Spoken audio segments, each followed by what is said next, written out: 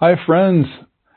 Welcome to CORELIGHT'S Spiritual Weather Report. It is June 29th, 2025. This is Brad, and I am in Denver, Colorado today. I'm living a nomadic life for 6 months while I'm in the U.S., and so far I've driven from Florida all the way up to Maine on the East Coast with many stops along the way, some personal and some for CORELIGHT business. And I just arrived here in Denver, where I'm working with my tech person and friend to complete some major projects. It's exciting, actually. We're in the process of creating a new website. And even more exciting is we're creating a new media management system for CORELIGHT. We've digitized and input over 35 years of our audio and video and images into a database. So it's been a little bit like having a library with no card catalog until now. And so I'm super excited. We're creating the card catalog that's going to allow us to access whatever we need. And we're planning to use it to create new courses and books and so forth, so that the teachings can become more accessible and serve in a higher way. So anyway, I'd like to welcome you all. Welcome to everybody. Welcome if you're new to CORELIGHT. Welcome to all of our old friends. Whether you're listening live or in the future, it doesn't matter. We are all in a field of love that exists in the eternal present moment. So no matter what linear time you're tuning in on, we are here together. If you're new, every month I tune in on what's happening in the collective consciousness, and I'm always shown a few key themes to talk about. Today, we have 6 themes, and the first one is what to do about the threat of World War III. The second one is moving through fear. The next is clearing the fear of nukes. The next is a practice to unify the war-peace polarity. The next one is darkest shadow, brightest light. And the last one is peace practices. So for anybody who might be new to the Spiritual Weather Report, I start by offering a guided meditation, and then we speak about the prevailing energies that are affecting us and also about the spiritual principles that are most helpful for us right now. And then we always have time at the end for questions and answers, and we close with a brief guided meditation or prayer or whatever we have time for. And if you need to leave before the call ends, you can always listen to the recording later. We do send out the link to our email list, and it's also posted on YouTube.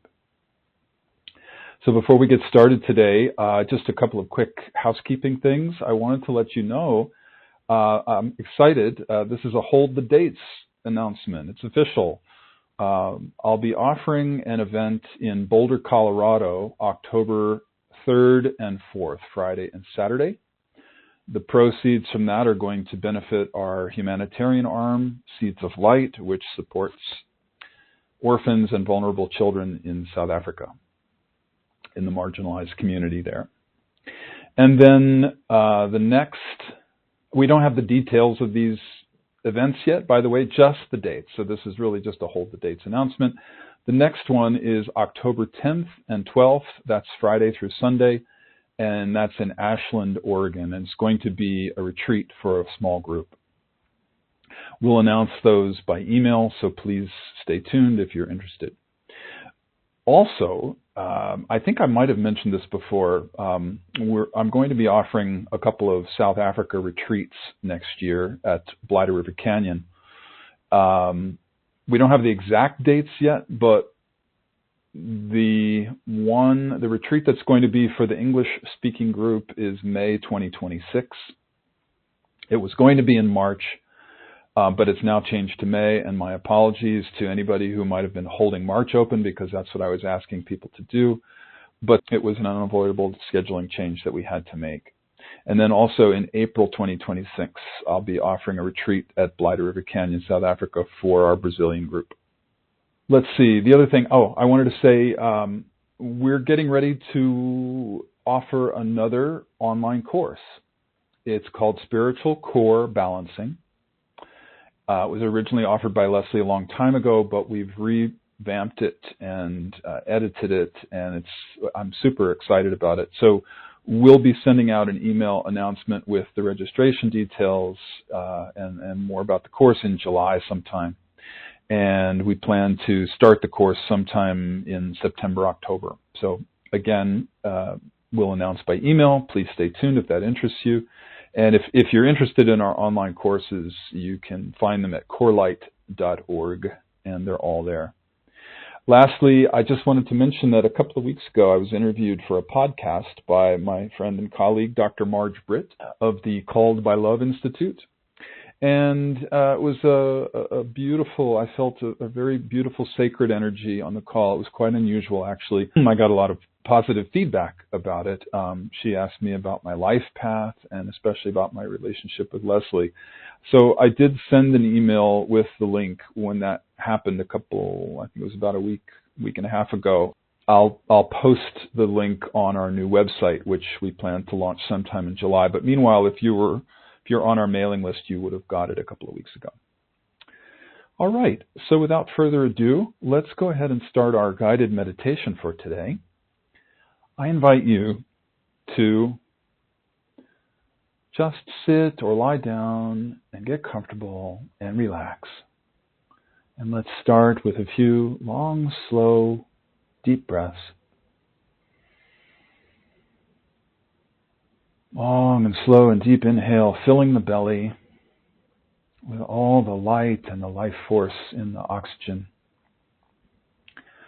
Long and slow and deep exhale, releasing any tension in the body with the exhale. Breathing in the present moment. Breathing out any worries about the past or the future. Breathing in joy. And breathing out any stress in the body. So as you continue to breathe long and slow and deep and relax, I invite you to do a muscular relaxation from head to toes and just visualize a warm, soft energy pouring over the top of your head, relaxing all of the muscles that it touches. You can visualize it like a leaf falling from a tree, just gently flowing downward through your body, relaxing all the muscles from scalp to toes. So feel all the muscles in your head and your face, just letting go and relaxing, especially around the eyes and the jaw where we hold a lot of tension. So just consciously feel the warm energy pouring over those areas and melting any tension, any stress. Pouring down over the neck and the shoulders.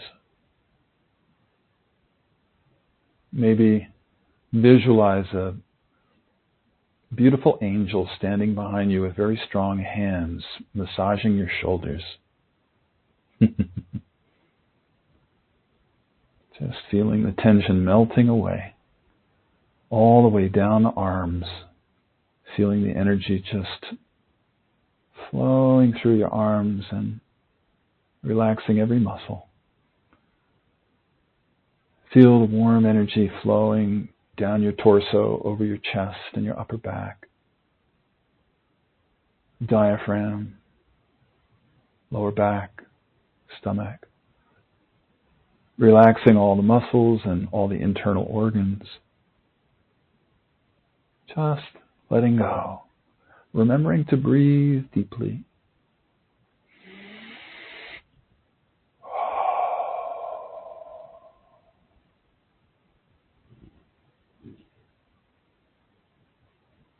Feel the warm, peaceful energy flowing over your pelvis, relaxing your whole pelvic region,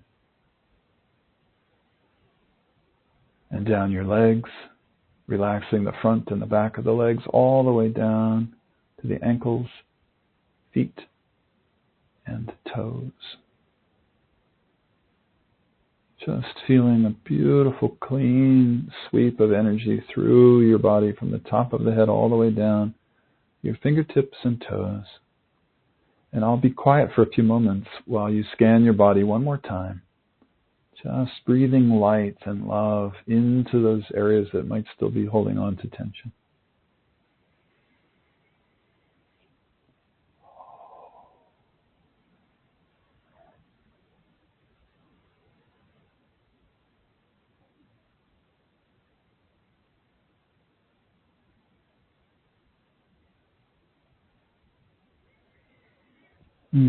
Just deeply relaxing completely.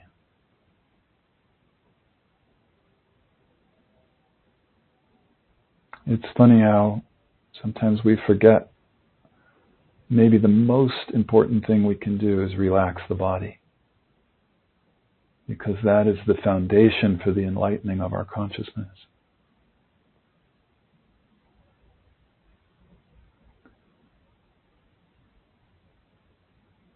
So just to take a little time to be still and go yin, go receptive. Just relax and receive this beautiful energy. I don't know if you can feel it. I'm feeling a beautiful energy of love flowing in right now. I hope you can feel it. I invite you now to open your root chakra and drop your grounding cord down into the earth, connecting to the core of the earth. Feeling very grounded, anchored. And if you might be new to this sort of thing and you can't feel your root chakra, that's okay. You can just set the intention that you would like to feel it and it will happen. And meanwhile, you can just visualize the root chakra is at the base of the spine.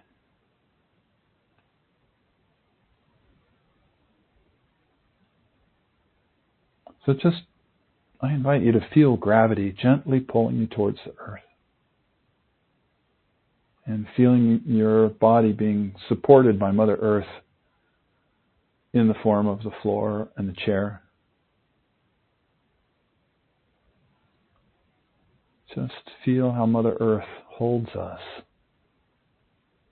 And we can relax deeply into her embrace like a little baby being cradled in the arms of its mother. Just completely relaxing and letting go into the arms of Mother Earth. Feeling held and nurtured, carefree, without a worry in the world. Just being right here, right now, nowhere to go, nothing to do. Just opening to this beautiful flow of love and light that's pouring in right now, filling you up.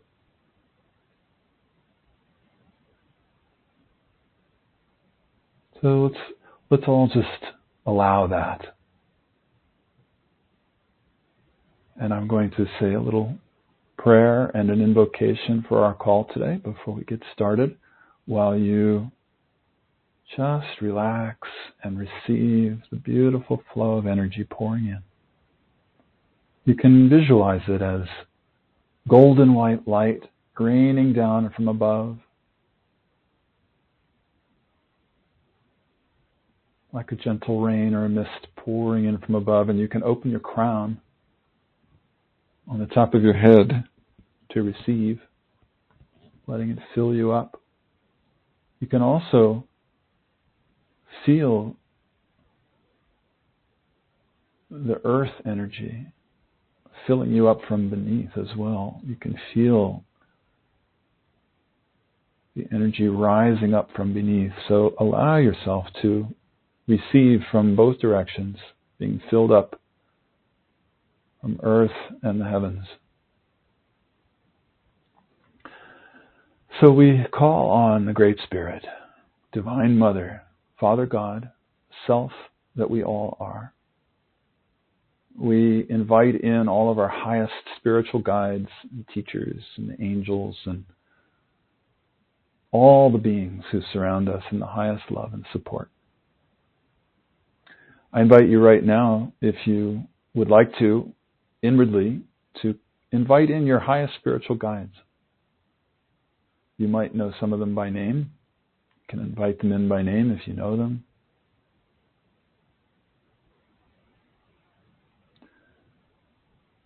So we invite in these highest spiritual beings who have only our highest good in mind. We ask that you please wrap us up in a beautiful cocoon of golden white light and love and healing energy.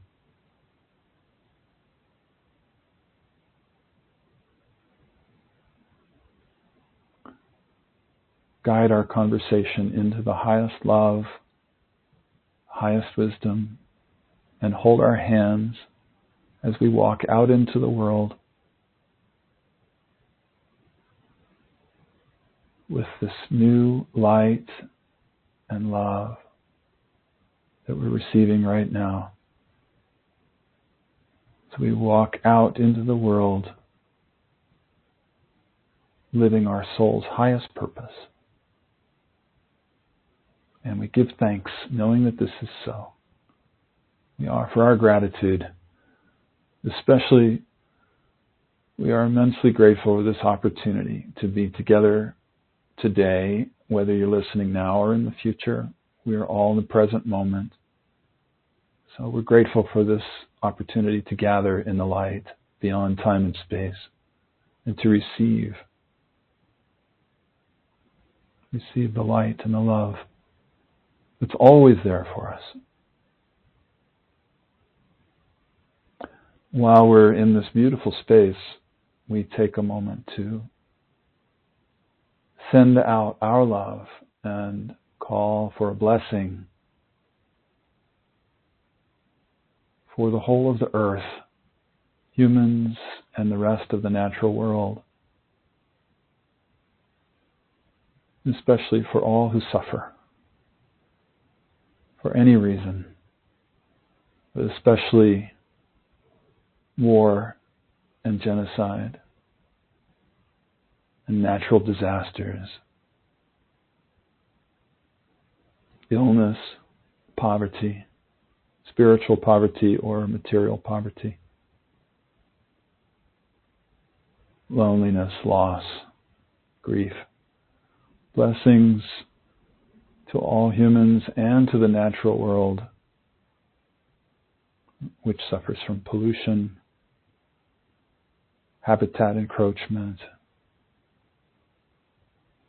And let's just visualize a beautiful wave of love and light going out from our hearts to the whole of planet Earth, especially to the Middle East.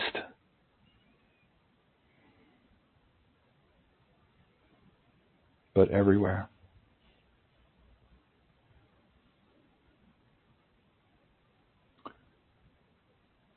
Again, we give thanks. Thank you for this opportunity to be together and to be embodied on planet Earth at this extraordinary time, the change of the ages, where we get to midwife a new paradigm of the heart within us and in the world. Thank you. Thank you. Thank you. Alalaho, which is Tibetan for Amen, means, isn't it wonderful? So now I invite you, when you're ready, to slowly bring your awareness into your body. Slowly begin to wiggle your fingers and toes and open your eyes. Stretch. Yawn. Oh, yes. Thank you, everybody. That was beautiful. Thank you so much for joining me to receive that beautiful light. I'd like to start today with a few quotes, more quotes than normal. I couldn't resist. I found 5 excellent quotes. The first one is Martin Luther King. The ultimate weakness of violence is that it is a descending spiral, begetting the very thing it seeks to destroy. Instead of diminishing evil, it multiplies it. Through violence, you may murder the liar, but you cannot murder the lie, nor establish the truth. Through violence, you murder the hater, but you do not murder hate. In fact, violence merely increases hate. Returning violence for violence multiplies violence, adding deeper darkness to a night already devoid of stars. Darkness cannot drive out darkness. Only light can do that. Hate cannot drive out hate. Only love can do that. The next quote is from John F. Kennedy. There's a plot in this nation to enslave every man, woman, and child. Before I leave this high and noble office, I intend to expose this plot. And that was 7 days before he was assassinated. The next quote is from, I think it's pronounced Goebbels. He was the minister of, quote unquote, public enlightenment in Nazi Germany. And he said, propaganda works best when those who are being manipulated are confident they are acting on their own free will. Oh my goodness. All right, another quote, Booker T. Washington. A lie doesn't become truth, wrong doesn't become right, and evil doesn't become good just because it's accepted by a majority. The last one is from Terence McKenna. The cost of sanity in this society is a certain level of alienation. Okay, well, I'm sorry, I couldn't resist all 5 quotes, so you got them all. As I said before, the main theme for today is what to do about the threat of World War III. And I have to say, I included that last quote by Terence McKenna, the cost of sanity in this society is a certain level of alienation, because I think many of us who are sensitive and who can see what's really going on in the world right now, we feel a little bit alienated and alone. And I think it makes us feel a little isolated and, dare I say, even insane when we hear the drumbeat of war again. And we're given so many reasons why it's so important to go to war. And the reasons are all very convincing and very urgent. And, you know, we're told that so many people are in favor of war. Well, I don't know about you, but that's not what I'm experiencing in my reality. And it's definitely not what I'm feeling when I tune in to the collective. I don't feel like there are many people out there who want more war. I think it's a very small minority of people who are in favor of war. And yet we're being told to believe the opposite of that. So it's a little crazy making. And so I bring this up just as a little bit of a reality check for all of us. You know, if you're feeling a little bit alienated, you're not alone. And you're definitely not going crazy. I would say, in fact, that you are the sane one if you're questioning what we're being told. I think it's pretty obvious about this, you know, this very small group of people who benefit from war. It's that group of people that President Eisenhower warned us about in, I think it was 1961, as he was leaving office. He called them the military-industrial complex. And so that's why we've been in these forever wars for so many decades now. It's because of this small number of people who benefit from it. And it's all about money and power. And in fact, they're the only ones who are benefiting from destruction and killing and horror that's happening in the world right now.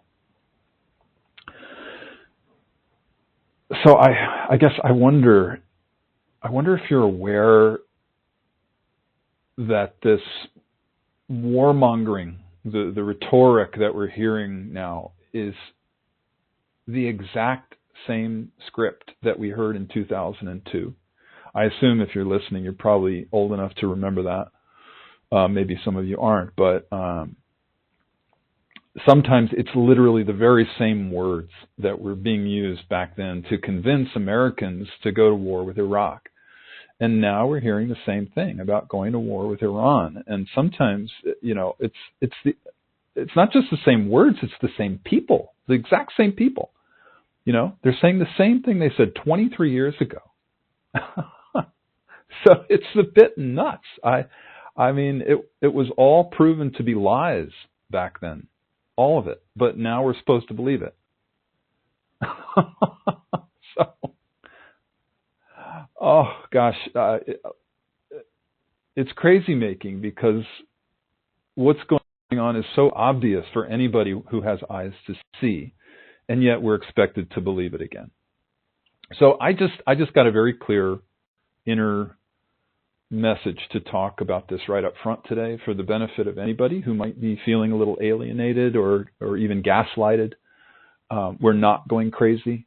We are the sane ones. We want peace. We know peace is possible. We know peace is coming.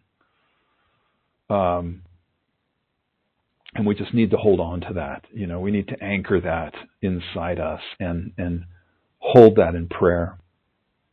Hold that knowing. And I think Martin Luther King's quote about violence is such common sense, right? He said, instead of diminishing evil, violence multiplies it. Violence multiplies violence. So isn't it obvious that, I think about this, every single one of those so-called insurgents or terrorists or whatever people are calling them, for every one that's killed, 10 more are created. And where's that leading the world? It's not making us safer, which is what we're being told, that we've got to go to war to make the world safer and to create peace. And that's just nuts.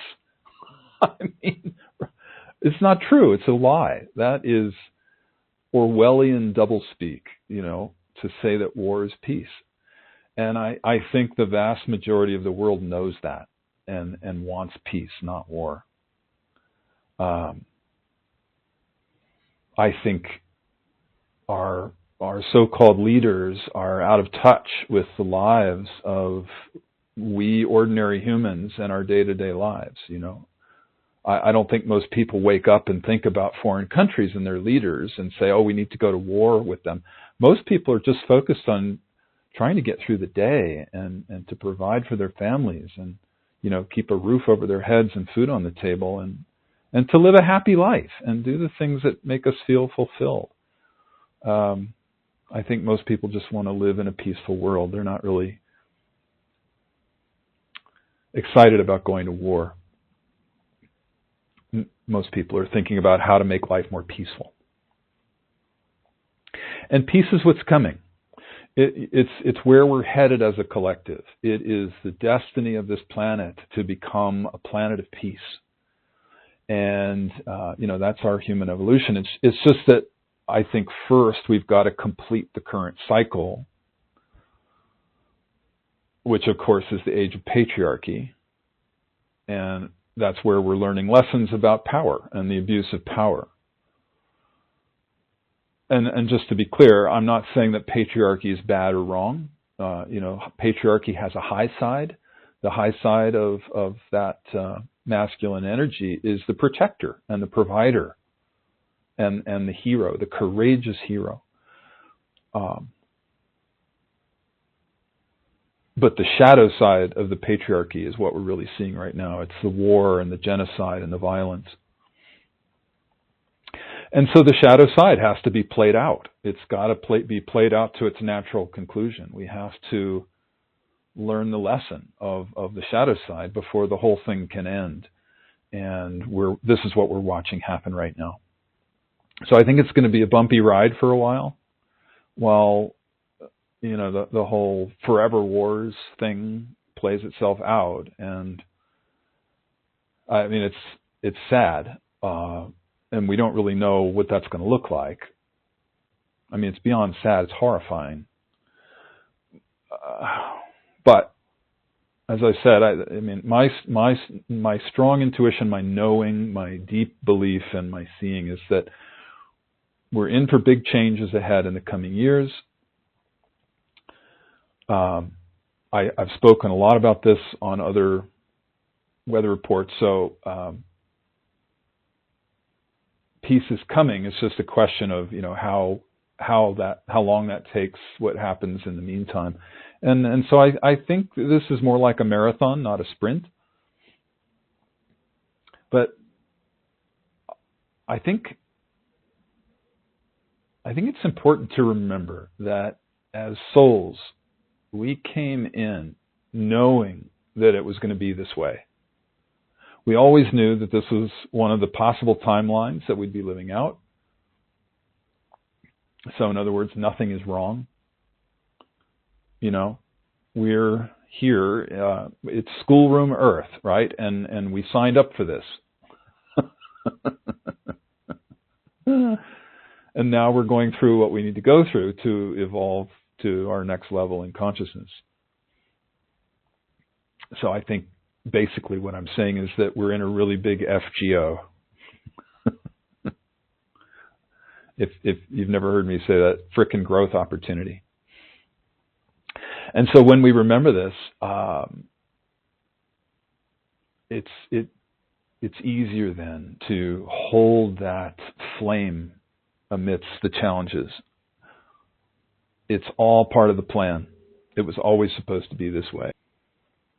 Since the main topic for today is what to do about the threat of World War III, and I know a lot of people are feeling fear around that, let's shift gears. Let's talk about that now. One of our biggest lessons in Schoolroom Earth is about moving through fear and worry. And they go together. Fear and worry go together because worry is like a little dose of fear. And they're both like praying for the thing that we don't want. So it's really important to address fear and worry. And the lesson, ultimately, I mean, there are a lot of lessons, but ultimately it's really about developing courage. And courage is a heart state. The root of courage, cor, C-O-R, is the Latin for heart, courage.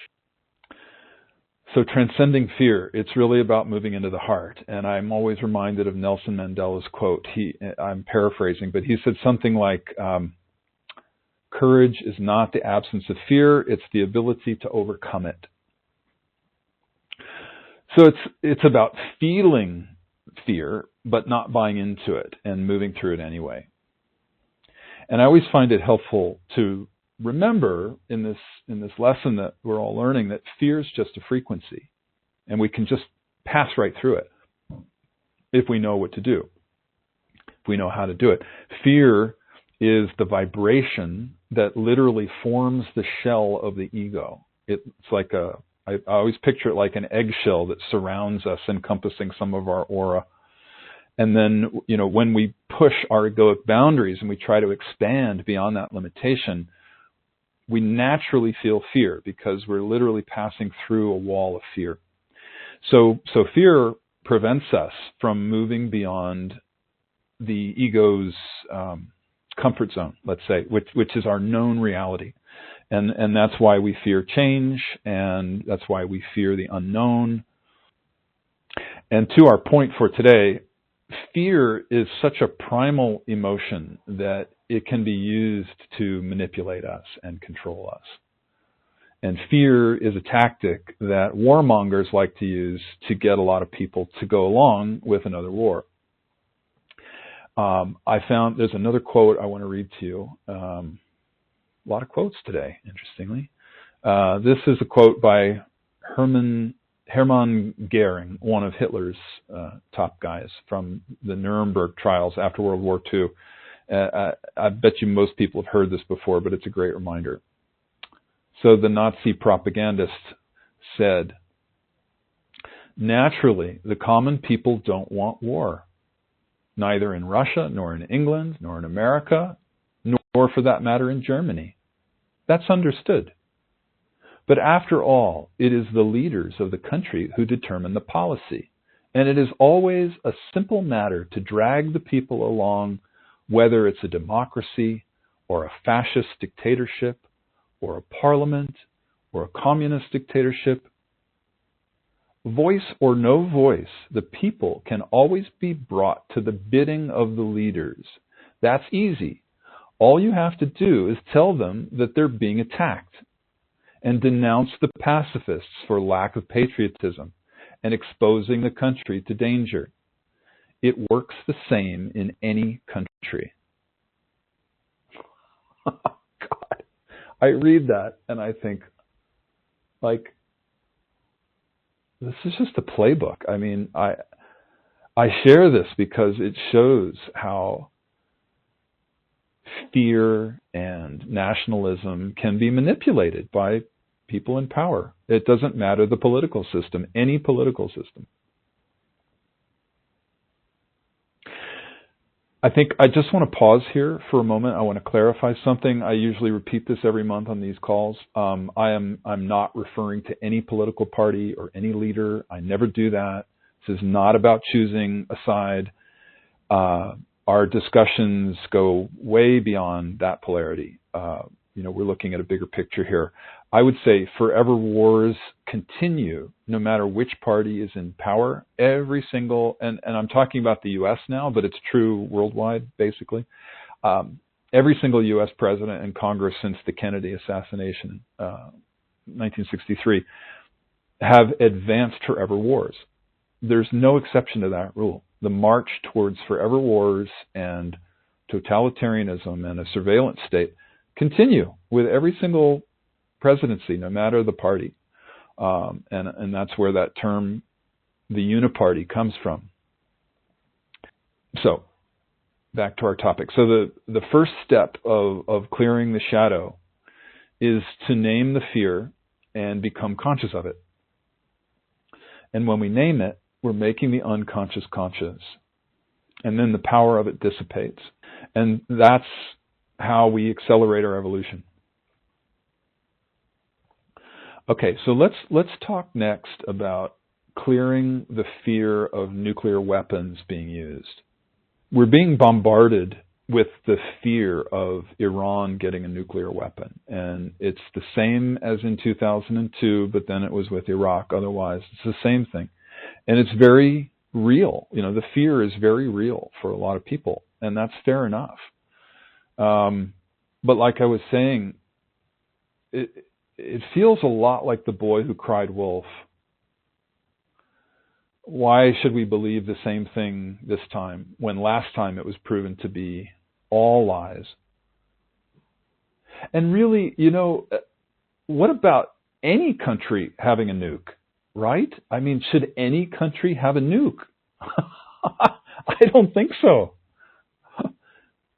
So I think let's just pause here for a moment. Let's just talk about nukes for a moment.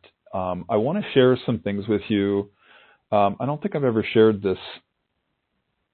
No, I did once, some of it once. But anyway, I'm going to share it all together today. And this is with the intention of helping, hopefully, to alleviate some of the fear that anybody might be feeling around this. So please bear with me while I muddle through this. I had, as a guest on the podcast a couple of years or more ago, a longtime student of Leslie's who's a dear friend and a colleague of mine. Her name is Helane Wabe. She's the director of research at the Institute of Noetic Sciences, IONS. If you've ever heard of that, that was the nonprofit that the famous astronaut Edgar Mitchell started a long time ago to research consciousness and psychic phenomenon because he had a spiritual experience when he was in space. And so now Institute of Noetic Sciences is doing this amazing research on consciousness and psychic abilities. And so one of the things they have studied for a long time is remote viewing. I don't know, I would imagine most people have heard of remote viewing, but just in case, for anybody who may not be familiar with remote viewing, it's the ability to perceive information about a distant or an unseen target, like it could be a location or an object or an event or whatever, and it's basically using psychic ability. And it can even be used for viewing the future. So this one thing that my friend Helene talked about on our call, I had her come on to talk about this because I found it so fascinating. IONS took a group of remote viewers who were proven to be good. You know, this has been around, this is not woo-woo stuff. This has been around for decades, and it's well known that it's been used and still is used in the intelligence agencies around the world, not just America, especially Russia. And a good remote viewer is unbelievably accurate. So what they did was they took a lot of good remote viewers. I can't remember how many, but it was a group of like 100 or something or whatever. But they gave the remote viewers instructions to view the year 2050 on planet Earth. And they asked a series of questions. So each viewer looked at those different aspects of life on planet Earth in 2050. And they took if the majority of people saw the same thing, they kept those results. The fringe ones that didn't really connect with everybody else, they threw that out. So they just took the majority of remote viewing that people agreed on. Everybody saw the same thing. And when they remotely viewed 2050, one of the questions that they asked was about war. And the vast majority of these viewers said there had been no nuclear war. There were a lot of other things I'm not going to go into. We can talk about it another time if that feels right. But for today, it just felt like I felt like that somehow when I think about that, it gives me a certain kind of reassurance. And I just want to be clear, I'm not saying that we shouldn't be concerned about nukes because some psychics said it's not going to happen. I'm not saying that.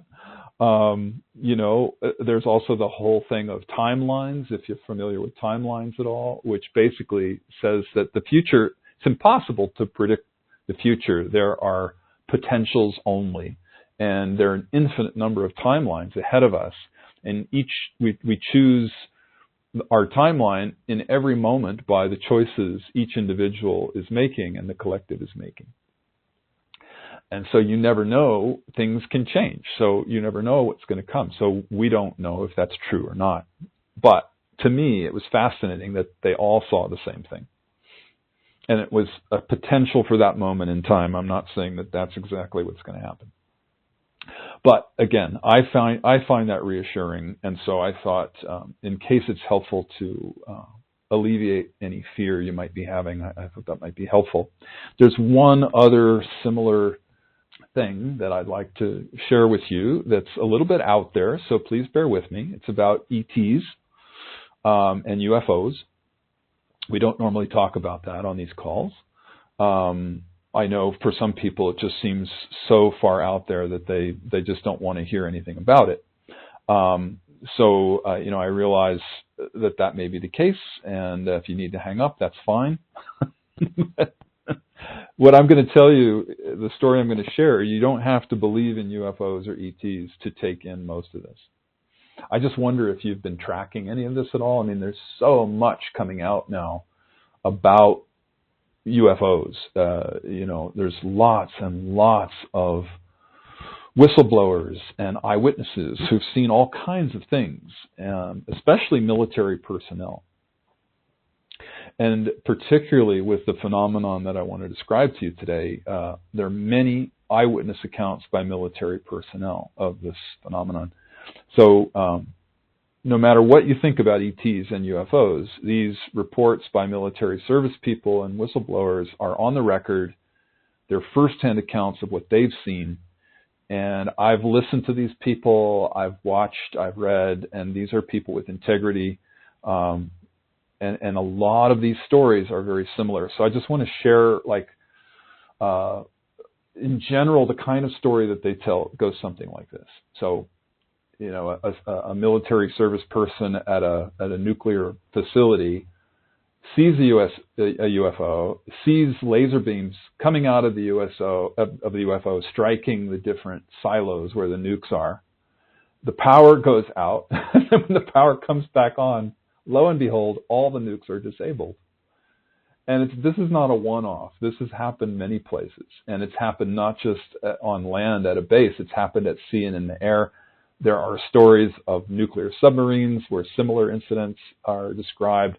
There are similar incidents in the air where military pilots who are carrying a nuke on board the plane report that a UFO was, you know, flying, doing circuits around the plane, you know, appearing in the front of the plane and then almost instantaneously in the back of the plane and on the side of the plane. And the pilots say the same thing. They say a laser beam or whatever looks like a laser beam came out of the UFO, hit the nuke in a few places, and lo and behold, the nuke was disabled. There's one more thing about this that I want to share with you. And again, it's a little bit further fringe than we normally go on these calls, but I have heard people who I feel are trustworthy people, reliable sources, that explain that nukes are not only destructive for our planet, but they rip the fabric of space-time, and they cause significant damage to other worlds as well as our own. So the information that's coming out is that the ETs are here in full force, watching us, and they're very committed to supporting us in not setting off nukes, because it's not just for our own benefit, but it's for the benefit of their world too. They don't want to see their world destroyed either. So that's one of the reasons I think that we're hearing these reports.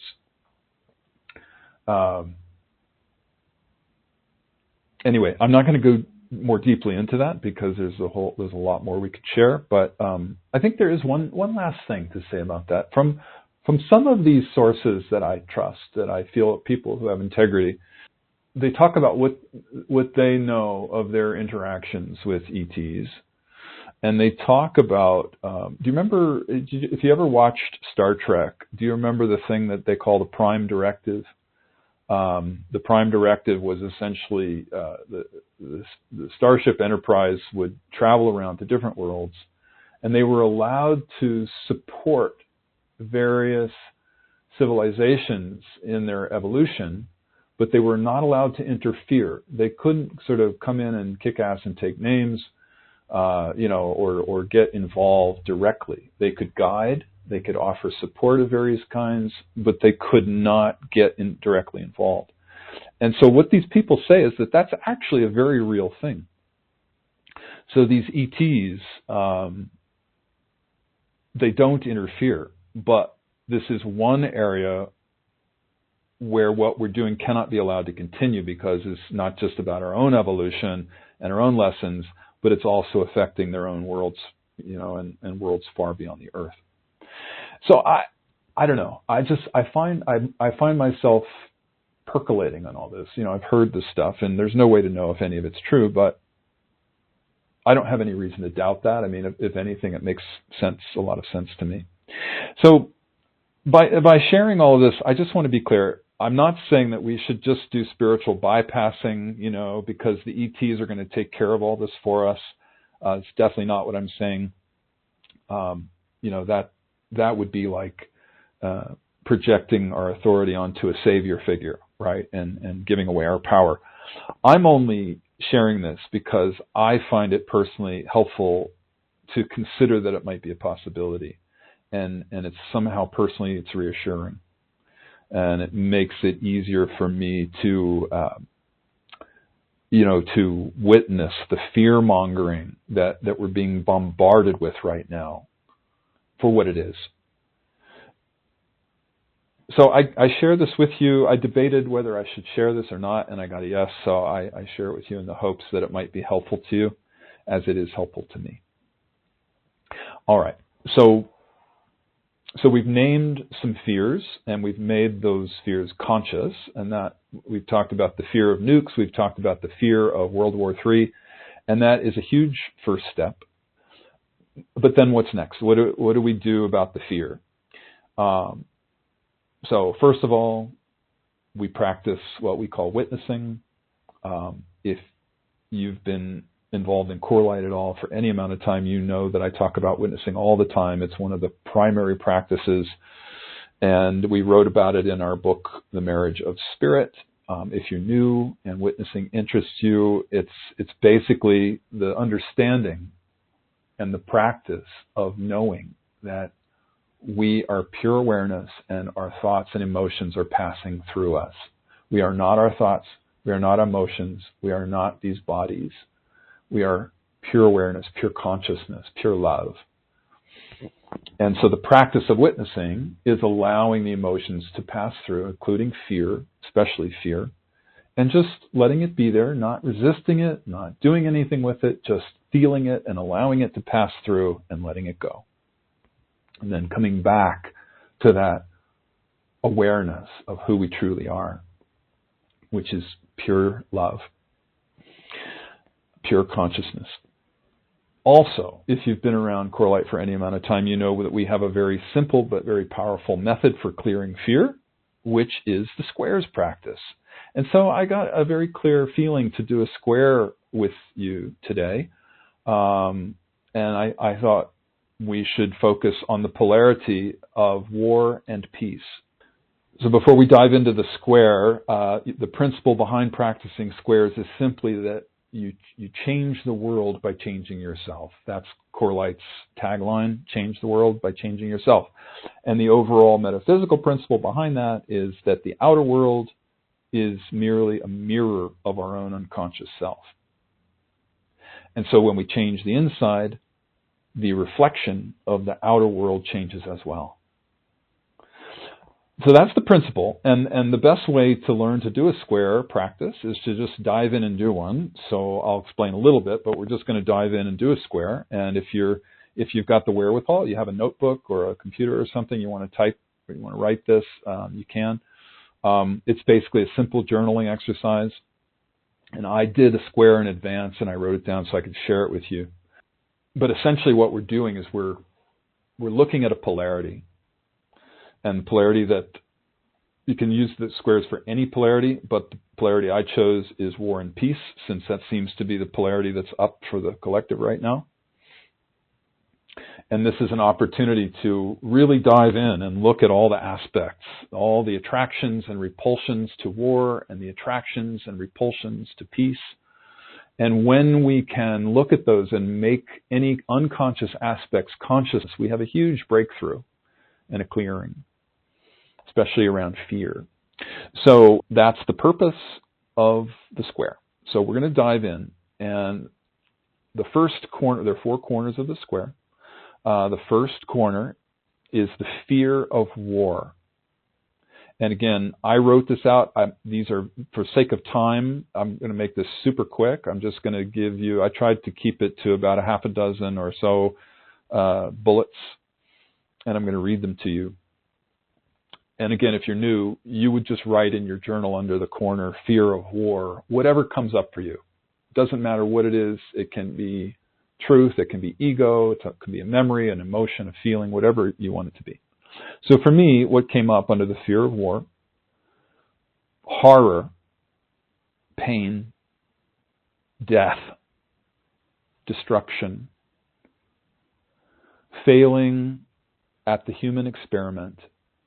And what I mean by that is that, the benevolent beings who guide our planet, the spiritual beings, maybe even ETs, I don't claim to know, but there are many benevolent beings who are guiding our planet, and they want to see the human experiment succeed. So I know that we have tremendous support, and there's a tidal wave of support right now moving in this direction of peace and higher evolution into higher consciousness. So I guess the fear of war would be, what if we fail? What if we fail at this human experiment? So that was one thing. A couple more things here. PTSD, post-traumatic stress disorder. PTSD of all involved for many generations yet to come. Violence breeds violence. That's the Martin Luther King quote.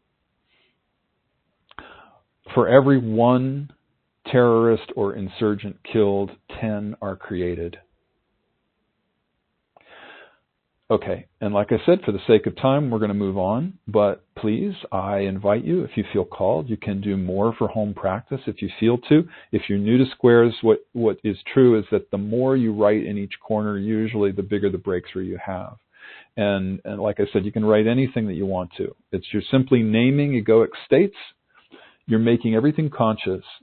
It's like creating an inventory of feelings, memories, old beliefs, whatever comes up for you. And in the end, we're going to release it all and let it go. And I'll share more about how to do that at the end. The next corner is the desire for war. And you might think, well, I don't desire war. Who would desire war? So if that happens for you, the principle behind this is that we all have all four corners of the square inside us. If there's a part of you that thinks you don't have it, then it means it's unconscious, and you need to raise a little red flag and take a deeper look and see what you see there. And if you really get stuck and you just can't find anything that applies for you in that corner, you could, there's a trick, you can use somebody else. So like, for example, if you say, well, there's no part of me that desires war, you could say, all right, what would Hitler put in this corner? Why would he desire war? And then you fill it out for Hitler. And the principle behind that is that he's not separate from us. He's an aspect of our own unconscious. We are all one at one level. And so he plays a role in human evolution too. And so to get in touch with that aspect of human consciousness that is a tyrant who desires war is important. And that's the purpose of these squares. It helps us get in touch with that. So here's what I wrote under the desire for war. The belief that it will make us safer. The belief that it will bring peace. And like I said before, it's just Orwellian, that whole doublespeak thing of war is peace.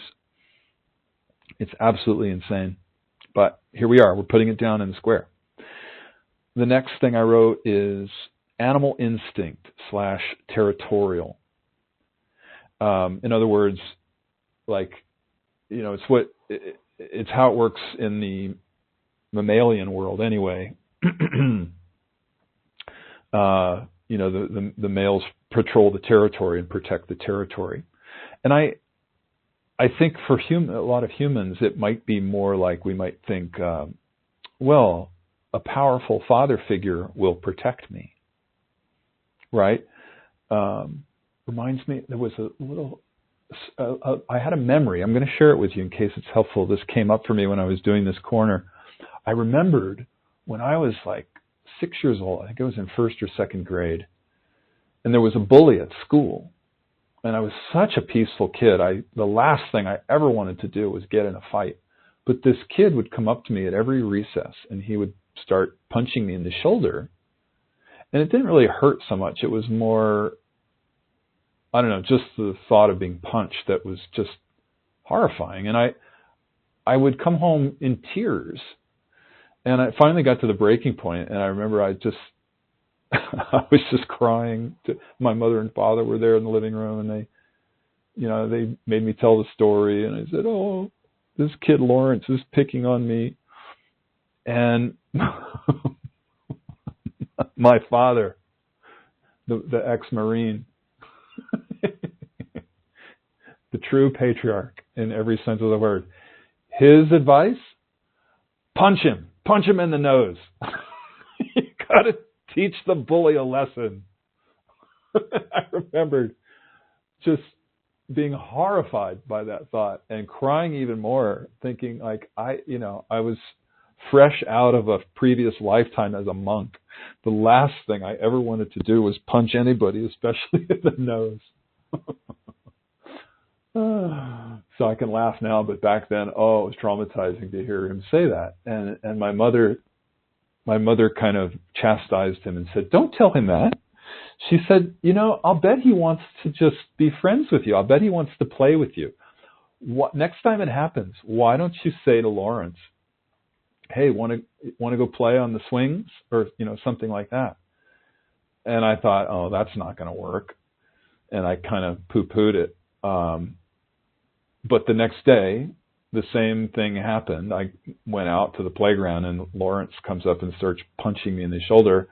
And I was so distraught and so afraid, huge fear to actually engage this kid. And I said, "Hey, want to go play on the swings?" And he sort of like his fist was kind of like dangling in midair. And he looked at me with big eyes and he said, "Yeah, let's go." And that was it. We became good friends after that. And that taught me a very fundamental lesson about many things, but peace for sure. And I consider myself a peacemaker. And I do feel like, anyway, there's so much I can say about it, but I really, let's not go there today. I think the lessons speak for themselves. Okay, so I wrote underneath that part, "A powerful father will protect me," I wrote, "To teach the bully a lesson, to stop a bully from hurting other people, matching a force with an equal and opposite force, good karma for our doing the right thing, patriotism and nationalism." Okay, for sake of time, again, stopping there, moving on. The next corner of our square is the fear of peace. And again, this one might be unconscious for some people, but just, if that's true for you, just raise a little red flag and look a little more deeply and try to find whatever you can there. Make the unconscious conscious. I wrote, "The fear of appearing weak, the fear of appearing vulnerable, the fear of being a pushover,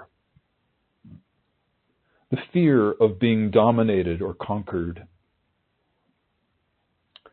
the fear if we put down our weapons, tyrants will take over the world. Because the war economy is strong, fear that peace will mean an economic crash, fear of change,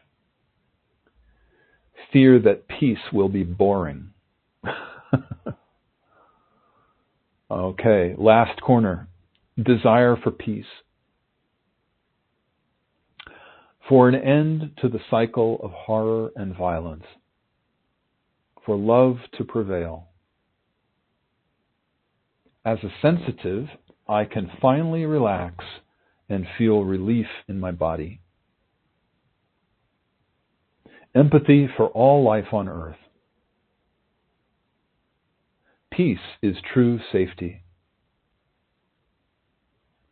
Humanity can evolve to the next level.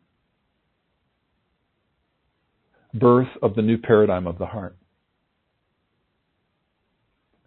Life on earth will finally thrive. Okay, so that's all I wrote. And again, I did it very quickly just for sake of time, but you can continue. I would invite you to do the rest, or to put more down for yourself for home practice if this calls to you. And I'm going to save the last step of the square is the offering in prayer. And so I'm going to do that at the very end of our call. But it's basically, if you're new to this, it's really offering it all up to Spirit and letting it go and calling in higher consciousness and love. So we'll do that at the end. For now, let's complete. We go to our next topic, which is darkest shadow, brightest light. I think we all know that schoolroom Earth is a dance of light and dark, and that we all signed up for this, whether we remember that or not. We did. We signed there was fine print that we didn't read, but we still signed the contract to come here. And so we get to experience this dance of light and dark. We get to experience the highs and the lows and the pain and the pleasure, the roller coaster of Earth. And what an amazing experience. What a gift. What an opportunity. But it is so incredibly challenging when we have to face the painful parts and dance with the shadow, right? I mean, isn't that? Although if it weren't for that, this would just be amazing. But here we are. So I wanted to share with you, that was the theme that came up. That seems to be what we're here to experience right now. It's not just for this month. That's a longer term theme, of course. But I wanted to share with you a personal experience that I had once that was a really clear example of just how close the light and the shadow are. It has really helped me to get through some challenging times, and so I felt to share it with you in case it might be helpful to you too, especially in light of what we're going through right now with this looming threat of World War III, which is, I mean, that's about as scary as it gets. So this was a journey that I took on. It was ayahuasca, if you've ever heard of that. It's a teacher plant medicine, and I was in the Brazilian rainforest. And I didn't seek this out. This came to me. I wrote a chapter about it in my book, so forgive me if this is a repeat for you if you read that. But again, I didn't seek it out. We were sort of stranded through a series of circumstances at this tiny little town in the middle of nowhere in the Brazilian rainforest. And our hosts were part of this community that partook in ayahuasca, and it's basically a tea. They call it the tea, and they brew it by combining a masculine and a feminine plant, and it becomes it's not a psychedelic, but it's called an entheogen. Anyway, I had an extraordinary experience. You set an intention when you go on a journey like this, and there's an intelligence to the plant, to the tea, the over soul or the spirit of the plant, literally. And I don't know how this works. It's our spiritual guides. It's the plant. I don't know, but it's a very powerful way of getting what you ask for. So you have to be very careful about your intention. And I set an intention. Leslie set an intention. We were with a small group of people. Everybody set an intention. My intention was I wanted an experience of my enlightenment. This is like 20 years ago almost. And again, you have to be careful what you ask for. That was a big intention. And what I didn't bargain on was I did get what I asked for. I got an experience of enlightenment. But to get there, I also had to go through an experience of the deepest, darkest shadow that I had ever experienced in my life. And it was so scary and so painful. I'm not going to go into the details, but it was just unbelievable. And I had to call on every single spiritual practice I had ever learned to get through that experience of the pain and the shadow.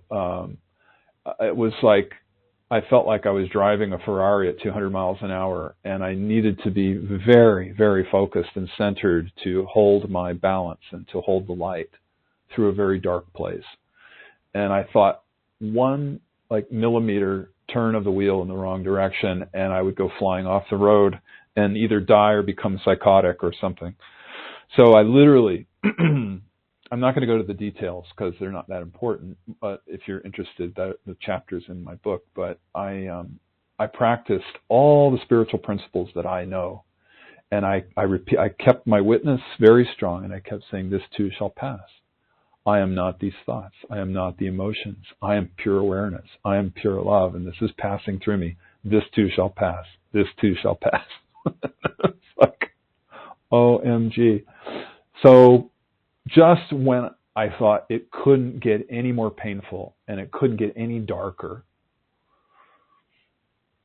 suddenly I popped into this world of light, this luminous reality, and I was greeted by beautiful spiritual guides who took me on a tour of that realm and showed me all kinds of amazing things. And I learned a lot, and it was so beautiful and so luminous and incredible. I just, even thinking about it brings me such joy.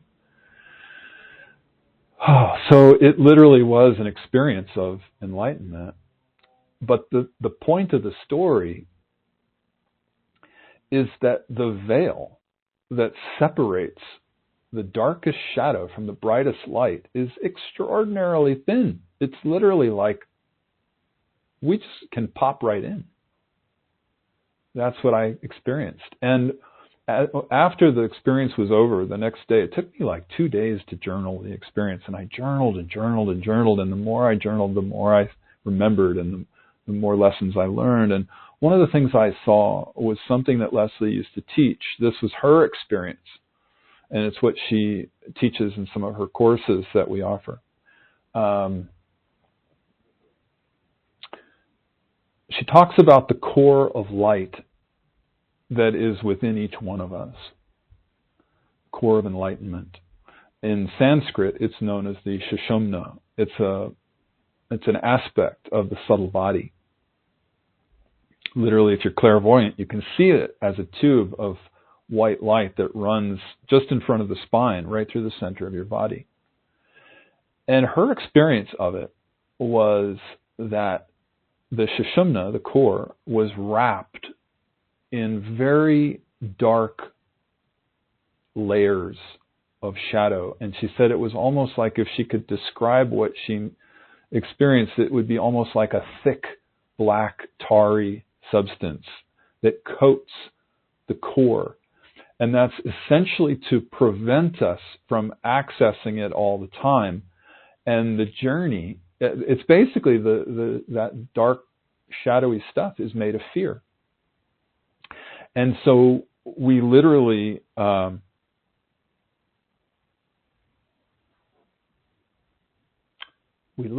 to pass through those shadows and through that fear before we can pop into the light. And that's a metaphor for the spiritual journey.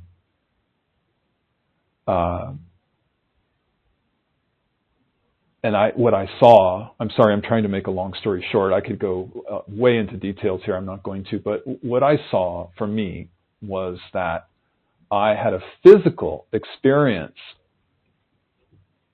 with the teacher plant medicine of going through that black tarry substance, the shadow, the fear, whatever you want to call it, and popping into the light.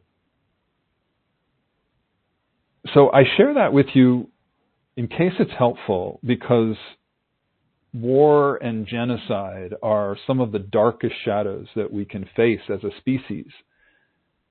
And it's what we're being asked to do right now. It's what's happening on the planet. And so for me, what I take away from that is that we can be assured that the brightest light is also right here with us. It's just a thin veil away. And I really take a lot of comfort in that understanding and that experience. And so I wanted to share it with you in case it's helpful. To wrap up that subject, there's one more thing I thought I should share with you. It was really interesting that this theme came up, because I was reminded that this month, because I'm on a road trip, I'm listening to audiobooks. And I really can listen to a lot on a long road trip. And I listened to 2 audiobooks since I last spoke with you a month ago.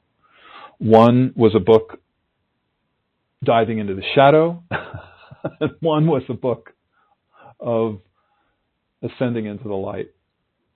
I'm going to tell you about the books just in case, like, if you like to do what I do. I do appreciate knowing the truth. I appreciate being told the truth, being shown the facts, even if it means shattering, because it's so shadowy. Sometimes I find that very revelatory and helpful. Like, the principle is you can only go as high as you're willing to go low. So the darker the shadow, the brighter the light. That's the metaphysical truth of how that works. So I never, I always go into these things with a strong witness. You want a strong witness if you're going to go exploring the shadow. So I did that. I read a book called One Nation Under Blackmail. The subtitle is The Sordid Union Between Intelligence and Crime That Gave Rise to Jeffrey Epstein. The author is Whitney Webb, W-E-B-B. Difficult book to get through, but the title kind of says it all. It talks a lot about the collaboration that started after the Kennedy, around the Kennedy assassination. It talks about the collaboration of organized crime and the intelligence agencies and governments and so forth.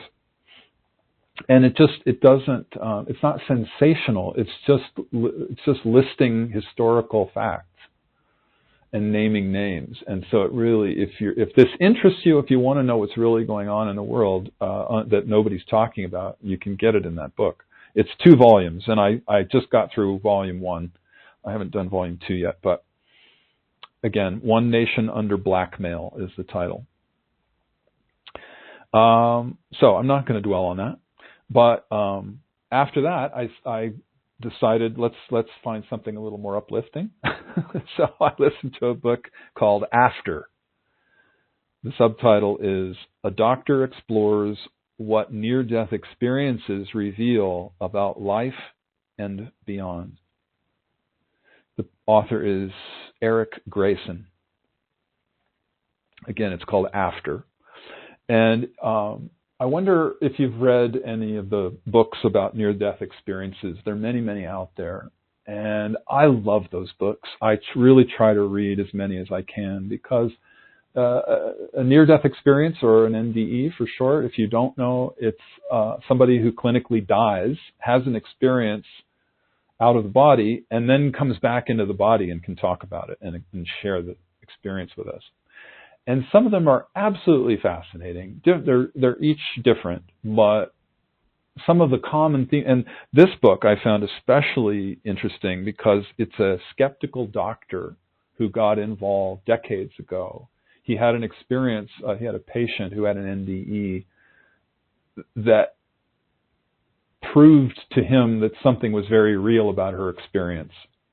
I'm not going to tell you the story, but she told him about her experience of being out of the body, and she saw him when she was out of the body, and she told him things that nobody could have known unless they were in the room with him at the time. Nobody was in the room with him. So he could not process it. He could not fathom how that was possible. But as a scientist, he at least had the wherewithal he was open-minded enough to have the wherewithal to say, all right, I just need to try to understand this. I need to study it. And let's either debunk it or let's get to the bottom of it. But it set him on a journey. And again, for decades, he studied NDEs, and he compiled them scientifically. So he comes from the perspective of scientists looking at them scientifically, but he also includes, the actual person's experience as they said it. And it's, as you would know if you've ever read an NDE book, they all say the same thing. They all say, like, as soon as we drop the body, as soon as we exit, it's instantaneous bliss, ecstasy, so far beyond what words can describe. There's not a second thought to the body and the dramas of the ego and life. And we just can't wait to merge with the light because it's so ecstatic. And they say, well, I know that that's my home. I know that that's who I truly am. I am that light. I am that love.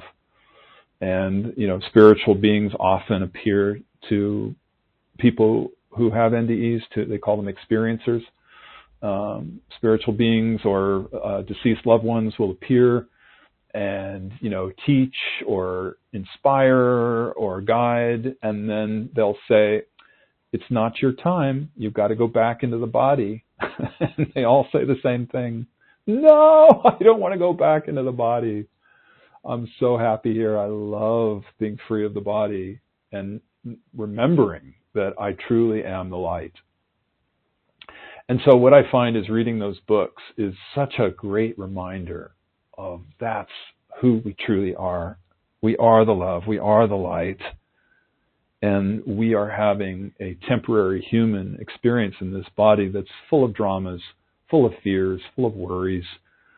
And in the end, it all falls away. It's all meaningless. What we take with us is the lesson. We take the evolution. And, a lot of people have the experience on the other side of actually being in the body of the people they were interacting with and getting to feel from the other person's perspective what their actions and what their thoughts even had on them. So, in other words, if they said an unkind word to somebody, they get to be in the body of that other person and feel the pain of the person because of what they said. Or an action that they took that hurt somebody, and they get to be in the other body and feel the pain that they inflicted on that other person in life. And they come away changed. It makes me cry, sorry. No, I'm not apologizing for feeling emotional. But it's so beautiful because we learn we're not separate. We are each other. We are one. It's not theoretical. It's not a metaphor. It's the truth. It's literal. That we are each other. And so when somebody comes back from an NDE like that, their life changes and they spend a lot more time caring for other people.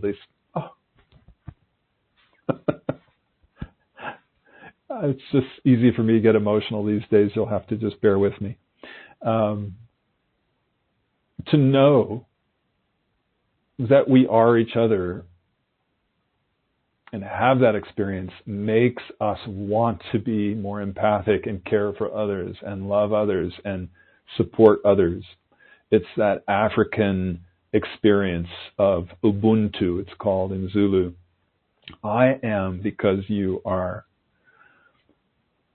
If we're all links in a chain, I am only as strong as the weakest link in the chain, and therefore I need to go try to uplift that person who is the weakest link because they are me and I am them.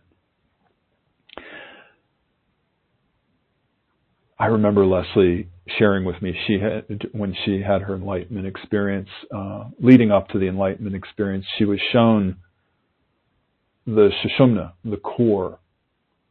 And she was shown that, at one level, we each have our own separate core. But that's not the truth. There's only one core. There's only one Sushumna on the entire planet. For 8 billion people, there's one core. We are sharing the same core. It appears as though we have our own core. But that's not the truth. The truth is we all share the same core because we are all from the same light, the same source, the same beingness. And she said, that's not a metaphor, that is literal. So I took that to heart, and I share it with you in case that's helpful today. Gosh, I'm looking at the time. Let's move on. The conclusion for today is peace practices. I made a list of a few practices that help us develop inner peace. I don't think any of them will be new to you, so I'll go through them pretty quickly. But that's our most powerful way to create peace in the outer world, is finding the inner peace. This is not meant to be comprehensive by any means. You're going to have your own things that you will want to add to your list. It's just, this is meant as a start. And I thought at least we deserve to name these things together, given our theme for today. So first thing on the list is prayers. I think we all need to pray together that the world's leaders have the wisdom and the courage to choose peace. And I wanted to mention that we have a prayer circle on our website, and it includes prayers for all kinds of, it's mostly animals, but we do have a prayer circle for world peace. If you go to CORELIGHT.org and you click on Sacred Activism, if you just follow the prompts, you'll find the prayer circle for world peace under Sacred Activism. I copied the prayer and I pasted it into this document. I'm going to read it at the end of our call today as part of our completion. The second thing on the list of peace practices is clearing fear and worry, which we already talked about today. So I know we all have our own fear clearing practices, at least I assume you do. If you want to try our clear fearing practices that we offer at CoreLight, I can tell you I put one in each session of the online course called the New Paradigm of the Heart. There's lots of fear clearing exercises in the New Paradigm of the Heart course. Different one for each session. They're each very powerful ways to clear fear. Also, I just made 2 guided meditations for clearing fear, and they were in the online course that I just finished called The 7 Portals of Spiritual Awakening. And we're also going to put them in the new course, the upcoming course called Spiritual Core Balancing.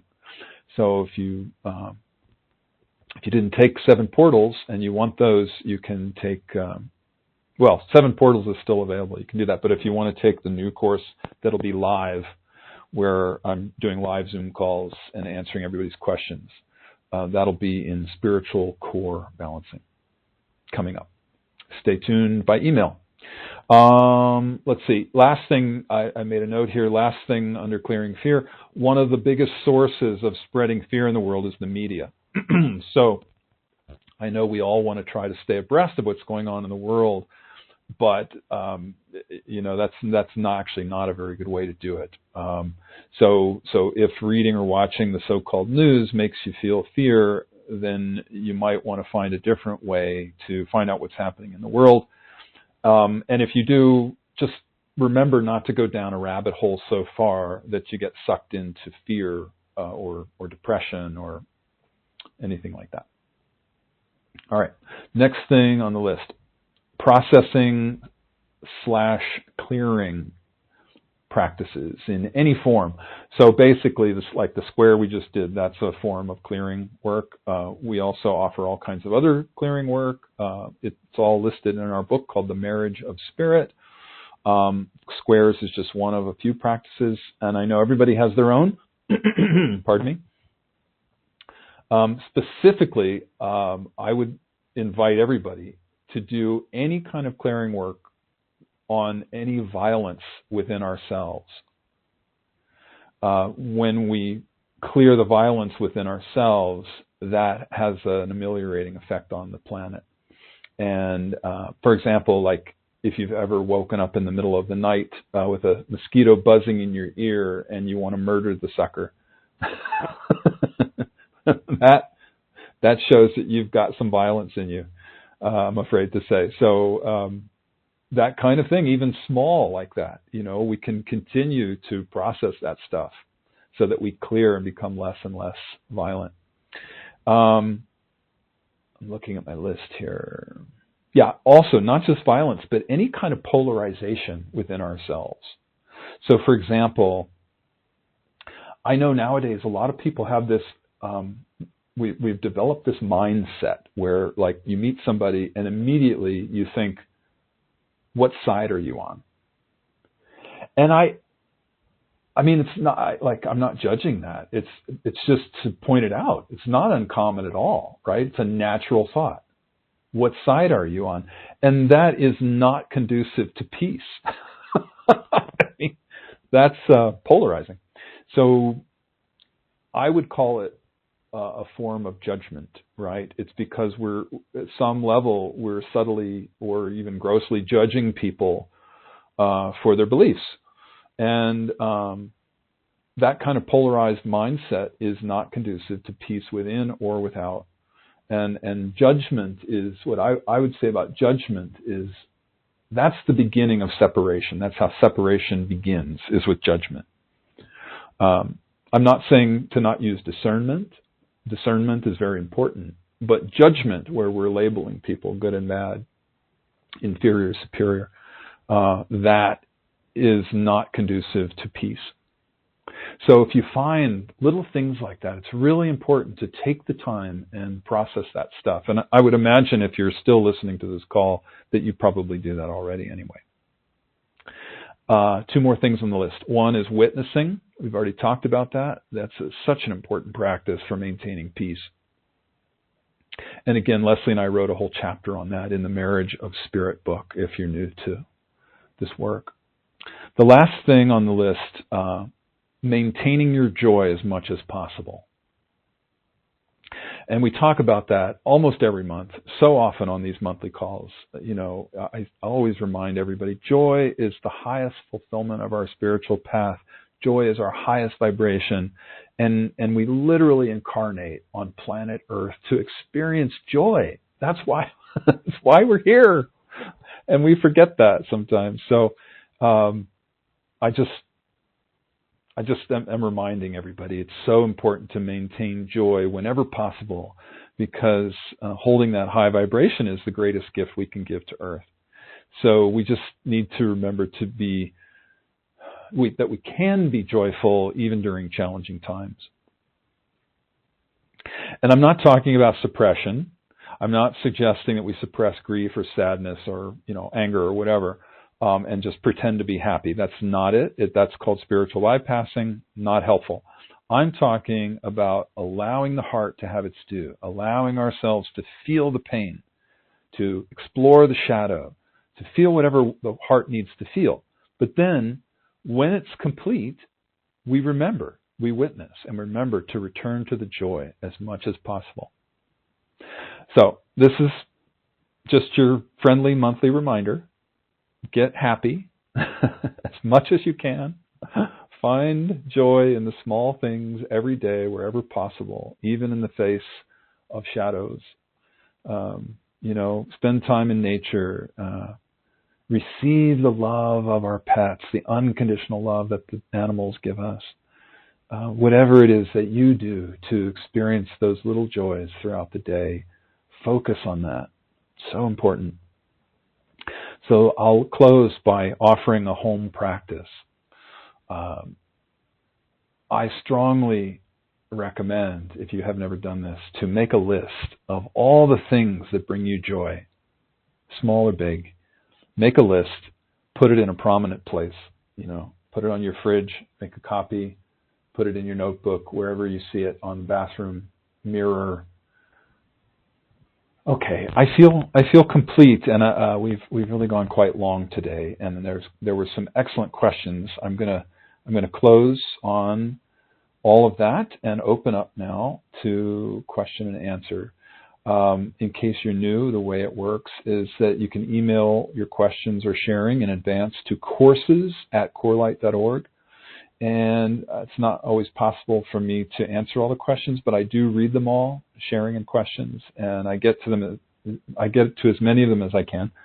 And if your question doesn't get answered by me, the answer always comes, as I'm sure you know. Dreams, books, meditation, somebody tells you something that answers your question, it always happens. The first question for today is from Ruth. And I'm going to summarize just because it was a bit long to read, and I'm trying to make these short since we don't have much more time. But she speaks about doing the polarity work that we teach at CoreLight. And she says, the challenge that I'm finding is that most people don't approach life this way. And I have to sort out internally what to say or not to say to other people. I feel a bit alien socially. Yes, I know I have to and do cultivate the relationships with those who do understand what I'm working with in my attitude as a human being, but I just can't abandon the life that I have. In other words, she's saying that because of the doing all the ego clearing work, the polarity work,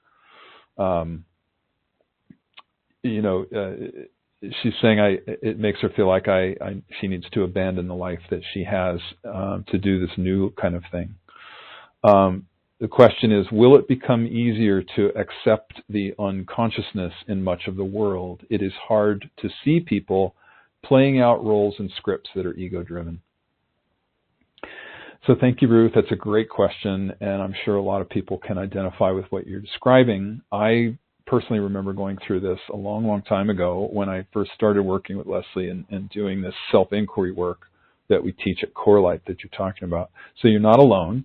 I find it really interesting that this came up, given that one of the themes today, I chose that quote, the cost of sanity. Let me read it here. The cost of sanity in this society is a certain level of alienation. And you actually said you're feeling a bit alien. I found that funny. So it's true.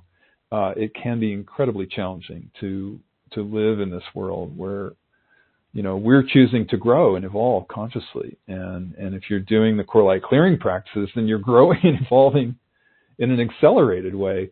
And the truth is the vast majority of people on the planet are essentially living an unconscious life. Most people are just not interested in the kind of path that we're on. In fact, they're not only not interested, but if you try to talk with them about it, they run the other way. How many of us have had that experience? There's a quote from Socrates. He said, "An unexamined life is not worth living." And he's he's addressing this. He's saying that a life that is devoid of self-reflection and questioning and critical thinking, it's ultimately meaningless and unfulfilled. He's saying that by actively seeking an understanding of ourselves and by actively looking in the mirror,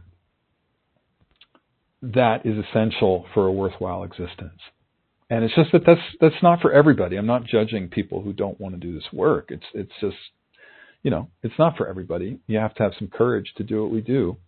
And that's, as I've explained, not for everybody. But I was also reminded, this made me laugh so much. I started thinking of some of the people who've said things to me that stuck with me about this. So I had a friend who, he came to me and he said, one of my best longtime friends in the world cannot understand what the hell I'm doing. And he keeps telling me, why can't you just be happy with the status quo? What's wrong with you? Why are you so interested in change? And also, Leslie's ex-husband said something to her that she told me that I found hysterical. She introduced him to meditation. He decided he'd give it a try.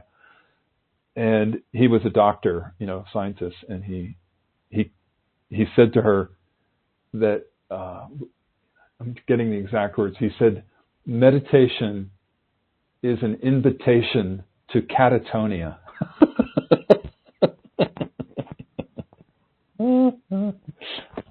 And I remember watching the Harry Potter movies. I didn't read the books, but I watched the movies. And, the kids who are the protagonists, they're practicing magic at this school called the Hogwarts School of Witchcraft and Wizardry. And everybody else are called muggles. And that means that they're basically living an unconscious life. They're unconscious of the magic that exists in the world. So I found that metaphor profound. I think that's why so many people identified with Harry Potter, because of those kids, the protagonists, being aware of the magic, and so many other people in the world being unconscious. And so the name that they gave them were Muggles. I found that interesting and funny. Anyway, the path is not for everybody. I realize that you're you're specifically talking about working with the polarity practice that we teach at CORELIGHT. And, the examples that I'm sharing here are really just about being on a conscious spiritual path in general, but it's really the same principle. We're talking about the same thing, the path of awakening to the truth of who we are. And that's beyond the world of duality. It's beyond the opposites, all the pairs of opposites. And that's why it's called unity consciousness, because we're unifying the polarities. So I think it's like I was talking about earlier in the call. Most people are afraid of expanding beyond the limitations of the ego. Like I said, the ego is synonymous with control, and it tries to remain the same at all costs. And the walls of the ego are made of fear, so it's just too scary to try to expand and evolve in consciousness for most people. They're terrified of change. And there's no judgment about it. That's hardwired into all of our brains. The brain and the ego are programmed to help us survive. And that means for the brain and the ego that if we can keep our world the same, then we're going to be okay. Because we know that we've learned to survive everything that's come our way so far. So if we can just avoid change, we know we can survive because it's known to us. So essentially to the brain and the ego, change means death or potential death. So we tend to avoid change and the unknown as much as we possibly can, unless we're consciously choosing this path that you're describing, Ruth, the path of self-discovery. And that's when we learn to embrace change, right? And we start to realize that that's not the norm.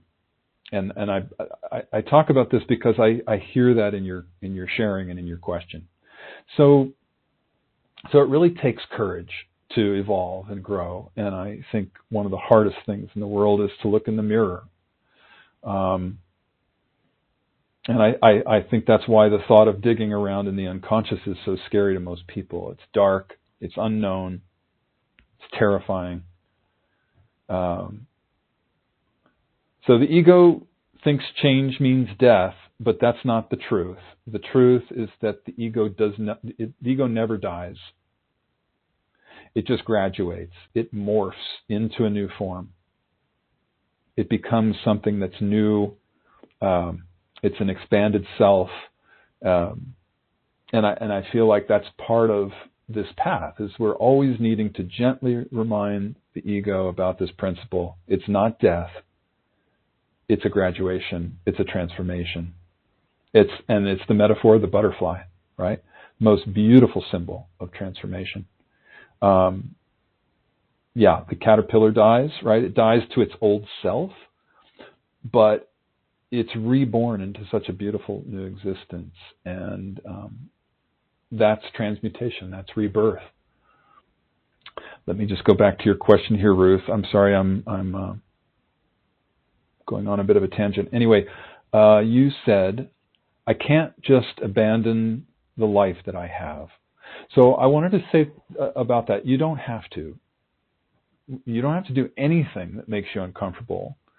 I know a lot of people find that this is just a very gradual process of unfolding, and but sometimes friends drop away, and then we make new friends, or maybe we change jobs or move homes because the old ones didn't fit with this new sense of self that comes. Essentially, I think we just know when something or someone feels unfulfilling, or like it's not a good fit for us anymore. Like I said, it's usually just a very natural process where those old parts of our lives drop away and the new, more fulfilling ones arrive organically. New friends, new jobs, new living situations. As they come, they match the new us better, and they feel more fulfilling. So I think the process isn't really anything to be afraid of, but it's the ego that can project all kinds of fears onto it, because, like we've been talking about, it's about change. And so it's totally natural to fear. Natural to fear the idea that we're going to lose our old life or our family or people we love, the people and the things that we hold close to us. And the ego projects its worst fears onto that screen of our awareness to try to stop us from that change because of the whole survival thing we talked about, the wiring that we have.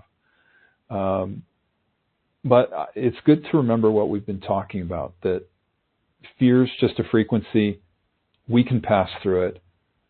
We need to remember to witness that fear, identify it, let it go. And that's like we were talking about before, that's the courage, right? That's how we find the courage to overcome fear and move forward with change anyway. There's one more thing you said that I feel like I need to address. You asked, will it become easier to accept the unconsciousness in much of the world? It's hard to see people playing out roles and scripts that are ego-driven. Yeah, the short answer is yes. Yeah, it gets a lot easier. My experience has been that it's hard in the beginning because you want to be around like-minded people as much as you possibly can. But you also don't want to lose your existing friends and family. So it's sort of like wanting to have our cake and eat it too. And I know, we have a foot in both realities in the beginning, and it feels like we're straddling two separate worlds, and it's difficult. That makes it really difficult to navigate between two. We're constantly, putting the weight on one foot and then back to the old foot. And it's this little dance that we do. But I think eventually we start spending more and more time with our new friends and less with the old. And, gradually we start putting both feet in the new reality. And that makes it a lot easier. And I like to call that spending time with like-minded friends is like keeping the company of the holy. Leslie was the one who said that to me when I first met her. I was describing this exact same thing to her that you are. And she said, oh yeah, I like to call that keeping the company of the holy. And I always remember that. It's such a beautiful way to describe it. When we spend time with our like-minded friends in the light. So like I was saying earlier, the metaphysical truth is that the outside world is a mirror of our own unconscious self. And so the people in our world are really just reflecting back to us a part of us.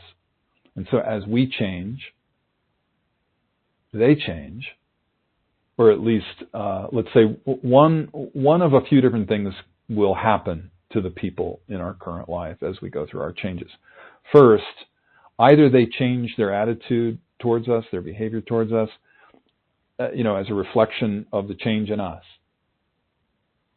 Or if that doesn't happen, the second thing is that we spend less and less time with them.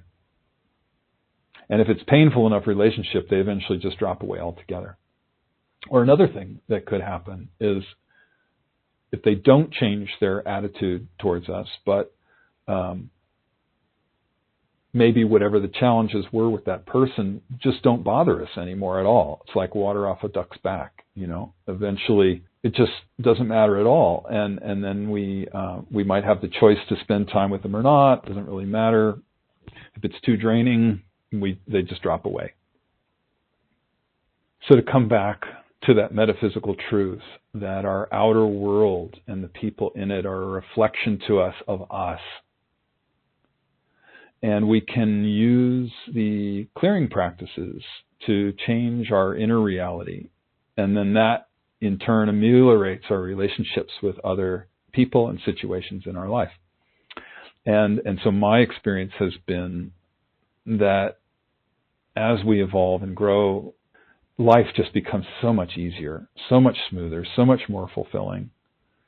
And we develop so much more love and compassion towards other people. And ultimately, it's about forgiveness. It's really about forgiving everybody. And so if you ask, if it becomes easier to be around unconscious people who are driven by their patterns, my experience has been, yeah, absolutely. I've been around so many different kinds of people, and even if they're really opinionated and judgmental and have prickly personalities, I can always find some degree of love and compassion in my heart for those people, and I can find a way to connect. Somehow I see the wounding, I see that they're in pain, and that's why they behave as they are. Sometimes it just means being there and not even speaking, but just staying in your heart with those people. And I think the key to it is staying out of judgment. We just talked about that. As soon as we start judging, we drop into polarity. And then the other person becomes better or worse, and the separation begins. So it's really just about allowing people to be who they are and not judging them. I remember one of the things Leslie repeated over and over and over was that the rule of thumb for the yogi is being neither attracted nor repulsed. And so that is such a great practice, and I think that's a great note to end on. I know that's a very long answer to your question, Ruth, probably more than you bargained for, but I hope that's helpful. Thank you again for your question. And I'm sorry, we're out of time. I had more questions I wanted to answer. Well, we'll have to save them for next time. If you wrote in, I promise I'll try to get to more next time. For now, let's close with our prayer and meditation. I invite you now to pause on multitasking and just, if you're able, to just sit or lie down and close your eyes and get comfortable. Take a few long, slow, deep breaths. Breathing in the light.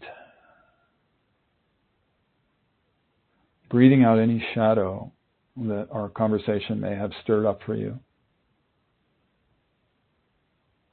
Just relaxing and letting go.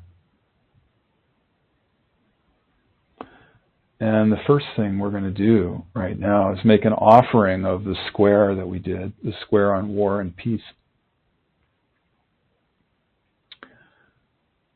So, Great Spirit, Divine Mother, Father God, Self that we all are, we offer back to the universe this square, the desire and fear of war, the desire and fear of peace. We offer back all the imbalances. We release them and let them go. And we call in true peace, deep inner peace, universal peace. We call in love and forgiveness, joy, truth.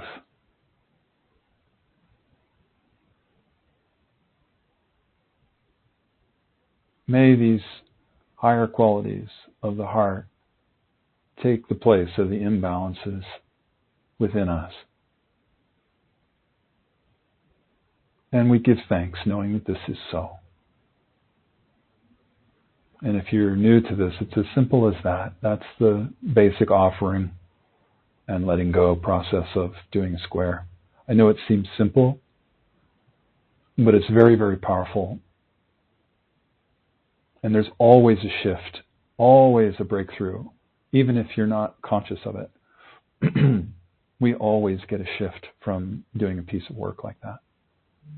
So I invite you to just be with that and be gentle with yourself for the rest of the day and even the week ahead, and allow the rewiring to happen, allow the shifting to happen within you. I invite you to continue to stay in prayer and meditation with me. I would like to close with CORELIGHT'S prayer for peace that I told you about. It's on our website, corelight.org, under Sacred Activism. I'm just going to read it. It's a prayer for world peace. From the place of connectedness, let me start again. From the place of connectedness in us all, our hearts unite for peace in the world. May all my thoughts, words, and deeds make me an instrument of peace in the world. May all people and all leaders find solutions to benefit everyone equally. May the spirit of compassion and forgiveness move in and through the hearts of all people.